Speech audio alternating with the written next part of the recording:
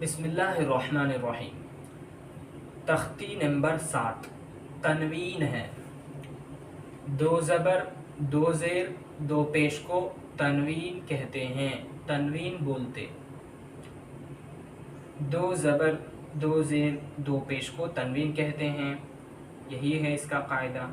دو زبر کے پڑھنے میں نون کی آواز آتی ہے، جیسے حمزہ دو زبر ان، با دو زبر بن، تا دو زبر تن، جیم دو زبر جن، حا دو زبر حن، خا دو زبر خن، دال دو زبر دن۔ اس طرح نون کی آواز آتی۔ یہ ہے ہجے۔ رواں پڑھنا ہو تو زال دو زبر زن، رن، زن، سن، شن، صن، صاد دو زبر صن، یہ ہجے ہیں۔ رواں بولتے ہیں صن، ضاد دو زبر ظن، طا دو زبر طن، ظا دو زبر ظن، عین دو زبر عن۔ اس طرح پڑھنے کو ہجے کہتے ہیں۔ غن، فن، قن، کن، لن، من، یہ ہے رواں۔ لن، من، نن، ون، ہن، ان، ین، اس کو روا کہتے ہیں۔ دو زیر کی آواز میں بھی نون کی آواز آتی ہے، تنوین کہتے ہیں اس لیے اس کو۔ دو زبر، دو زیر، دو پیش کو تنوین کہتے ہیں۔ دو زیر کو پڑھنے میں نون کی آواز آتی ہے۔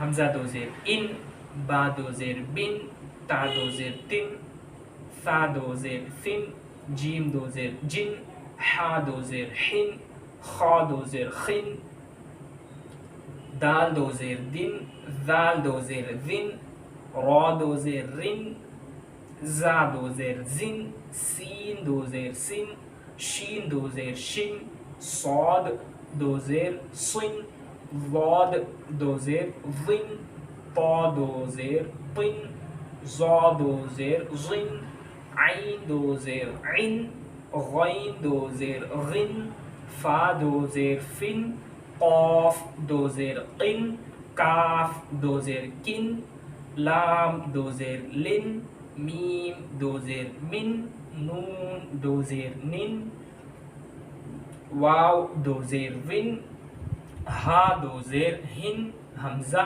دو زیر ان، یا دو زیر ین، یا دو زیر ین۔ تو جیسے الف سے یا تک ہم وہاں سیکھے پہلی تختی میں، اسی طرح پڑھنا ہے۔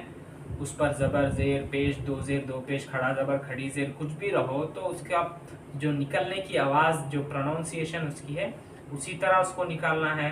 صاد ہے تو صاد کی آواز ہی آنا، دو زیر ہے وقت بھی۔ ہا ہے تو ہا کی آواز ہی آنا، دو زیر، دو زبر، دو پیش کچھ بھی رہا تو اس کی آواز ویسے ہی آنا ہے، جیسے یہاں پر ہا دو زیر ہن، اور ایک حرف دیکھیے طا دو زیر طن، تن نہیں پڑھنا، طن، اس طرح موٹا پڑھنا ہے، جیسا الف سے یہاں تک ہم سیکھے اسی آواز کو لانا ہے۔ دو پیش، دو حمزہ دو پیش ان، با دو پیش بن، تا دو پیش تن، ثا دو پیش ثن، جیم دو پیش جن، اس طرح ہجے۔ رواں دیکھیے حن، خن، دن، ذن، رن، زن، سن، شن، سن، ظن، تن، طا دو پیش تن، ظا دو پیش ظن، عین دو پیش عن، غین دو پیش غن، فا دو پیش فن۔